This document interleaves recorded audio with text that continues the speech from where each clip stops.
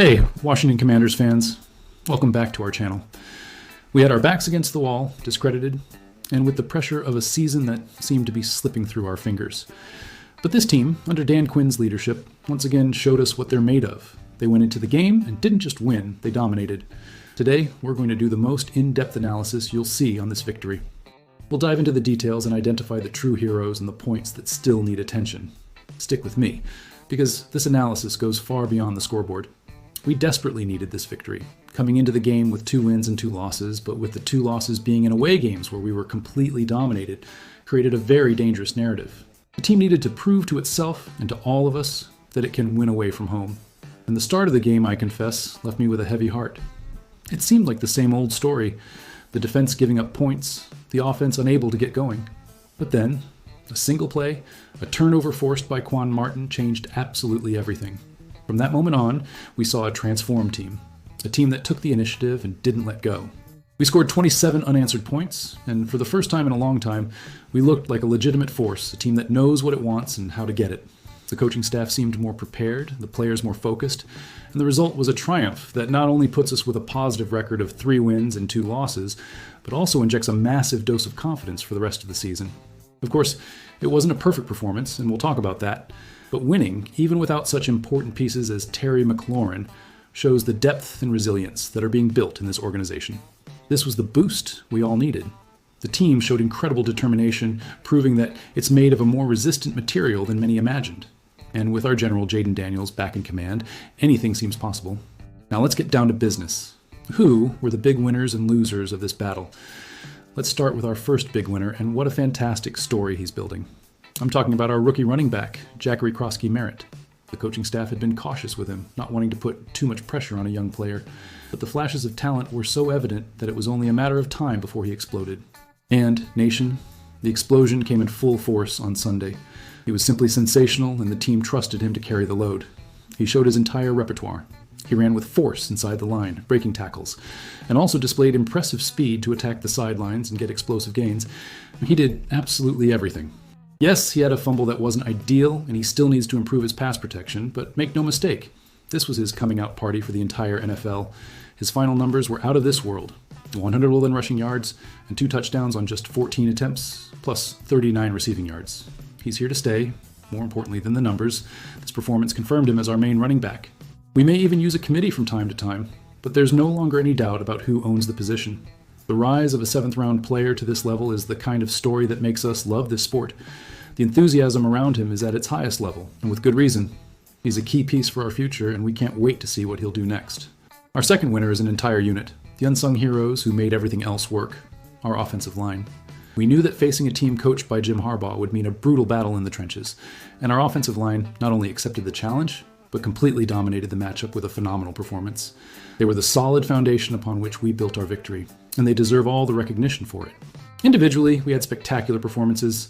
Laremy Tunsil, once again, was nearly flawless in protecting our quarterback's blind side. The trade we made for him, which seemed expensive at the time, pays off every Sunday. On the other side, Josh Connolly Jr. is improving visibly, giving us a pair of protectors that is rapidly becoming one of the strengths of our team. The interior of the line was also a wall, opening up huge running lanes for the ground game and giving Jayden Daniels the time he needed to work. The result of this dominance was clear in the numbers. We averaged almost 6 yards per carry, an elite number. Jayden Daniels suffered only 1 sack throughout the game, having a clean pocket to read the defense and find his targets. And the brain of this whole operation, our veteran center Tyler Biadasz, was exceptional in his reads and blocks. With our starting guard, Sam Cosmi, about to return from injury, this unit has everything to be even more dominant. Now, we need to be fair and talk about who didn't have a good day. Our first loser is wide receiver Chris Moore. With the absences of Terry McLaurin and Noah Brown, the door was wide open for the other receivers to show their worth. Some, like Luke McCaffrey and Jalen Lane, took the chance and made important plays. However, for Moore, the game only exposed a flaw that has been a recurring problem for him: the difficulty in holding onto the ball. He had a drop on a ball that would have been a certain touchdown, a play that would have put the game in an even more comfortable position for us. Fortunately, the mistake didn't cost the final result, but in a closer game, it could have been disastrous. It's hard to imagine that he will have a significant role in the offense when all of our main receivers are healthy. It was a golden opportunity wasted, and in such a competitive league, these chances don't usually come around twice. Returning to the winners, our third highlight is a player who is becoming one of the biggest hits for our front office, Deebo Samuel. When Adam Peters made the trade for him, many in the national media turned up their noses. But in just 5 games, this move already looks like a masterstroke.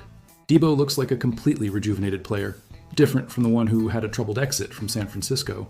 And the price we paid, a 5th-round pick, seems like a real bargain. With McLaurin's absence, Deebo took on the role of primary receiver with impressive naturalness. His chemistry with Jaden Daniels is visible. Our quarterback trusts him in the most important moments, and Deebo delivers. He was the primary target from the start, finishing the game with the numbers of a true number 1 receiver. 8 receptions for 96 yards and a touchdown that sealed the victory. He is the perfect combination of strength, skill, and leadership that our offense needed.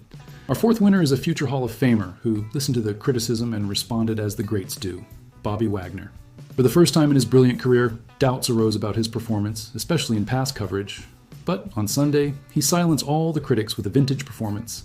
He was everywhere, leading by example, communicating with the defense, and playing with contagious intensity.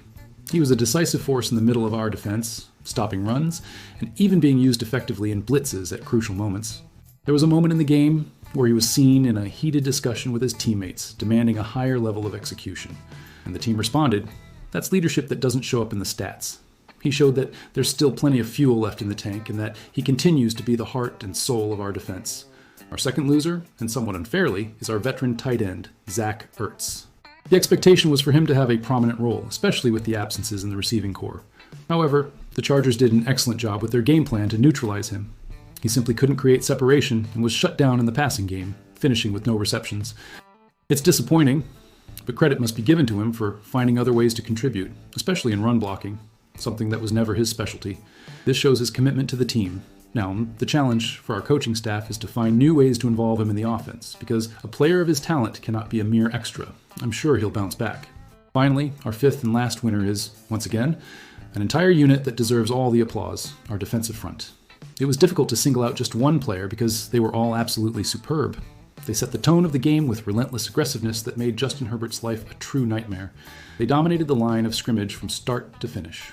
We knew the Chargers were vulnerable without their 2 starting tackles, and our players exploited this weakness to the fullest. Darren Payne and Javon Kinlaw were monsters on the inside. Dorrance Armstrong and Von Miller combined for 3.5 sacks, looking like an unstoppable duo. And this was by far Johnny Newton's most productive game of the season. Everyone contributed. The doubts that existed about this unit before the season were completely dispelled. Now, I want you, who are part of this nation, to tell me which of these winners impressed you the most in Sunday's victory. Leave your vote here in the comments. I want to know who your personal standout was. And if you believe that this victory was the turning point of our season, show your support by smashing the like button and subscribing to the channel so you don't miss any analysis. Ultimately, this victory was the personification of collective football.